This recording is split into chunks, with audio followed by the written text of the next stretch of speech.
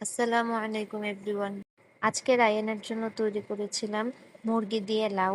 খুবই সহজ, নরম, সুস্বাদু এবং পুষ্টিগুণে ভরপুর একটি মিল। আপনারা লাউ বাবুকে ৬ মাসের পরেই দিতে পারবেন সেদ্ধ করে।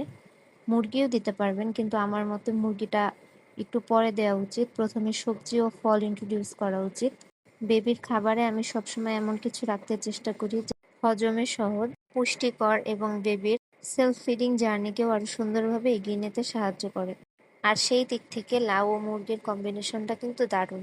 লাউয়ে প্রচুর পানি থাকে যা শিশুর শরীরকে হাইড্রেট রাখতে সাহায্য করে। এছাড়াও লাউতে রয়েছে ফাইবার, ভিটামিন সি, হজমে সাহায্য করে। পেটের জন্যও লাউ আরামদায়ক। অনেক সময় বেবিদের জন্য হালকা ও নরম সবজি খুব ভালো কাজ করে, বিশেষ করে যখন নতুন নতুন খাবারের সাথে পরিচয় করানো হয়। অন্যদিকে মুরগি বেবির জন্য দারুণ একটি প্রোটিন সোর্স। এতে রয়েছে প্রোটিন, আয়রন, জিঙ্ক এবং গুরুত্বপূর্ণ মিনারেলস যা বেবির পেশি গঠনে, শারীরিক বৃদ্ধি, ব্রেন ডেভেলপমেন্ট এবং শক্তি বৃদ্ধিতে সাহায্য করে। আজকের রান্নাটা আমি এমনভাবে করেছি যেন লাউ নরম থাকে এবং মুরগিটা ভালোভাবে সেদ্ধ হয়, এবং রায়ান যেন সহজেই হাতে ধরে দেখতে পারে আর খেতে পারে। বেবি লেড উইনিংয়ে খাবারের টেক্সচার খুবই গুরুত্বপূর্ণ, কারণ বেবি শুধু খায় না, অবজার্ভ করবে, স্পর্শ করে, মুখে দেয়, ফেলে দেয়, নাড়াচাড়া করে, আবার চেষ্টা করে। এই পুরো প্রসেসটাই তাদের শেখার অংশ।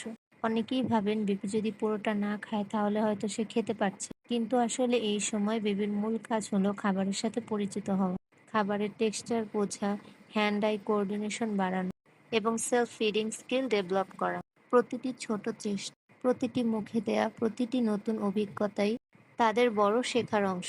আমি শুরু থেকেই রায়ানের বেবি রিডিং জার্নিটা আপনাদের সাথে শেয়ার করছি, কারণ এই জার্নি শুধু খাওয়ানোর না, ধৈর্য, শেখা, নতুন অভিজ্ঞতা আর অর্জনের ছোট ছোট গল্প। আজকের মিলের আরেকটি ভালো দিক হলো এটি একটি ব্যালেন্সড হোমমেড ফুড। বাইরের প্রসেসড খাবারের চেয়ে ঘরোয়া তৈরি এই ধরনের খাবার বেবির জন্য অনেক বেশি সেফ, ফ্রেশ আর নিউট্রিয়েন্ট রিচ। সবসময় কিন্তু কমপ্লিকেটেড রেসিপির দরকার হয় না।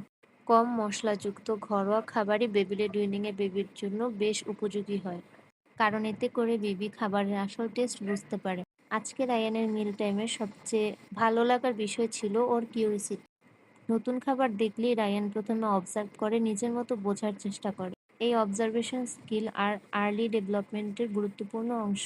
আমি সবসময় চেষ্টা করি রায়ানকে নতুন নতুন খাবার দিতে, পুরাতন খাবারই নতুন করে প্রসেস করে দিতে। আরও চেষ্টা করি ওর প্লেটে ভ্যারাইটি রাখতে, যেন ধীরে ধীরে ডিফারেন্ট টেস্ট, টেক্সচার এবং নিউট্রিশনের সাথে পরিচিত হতে পারে।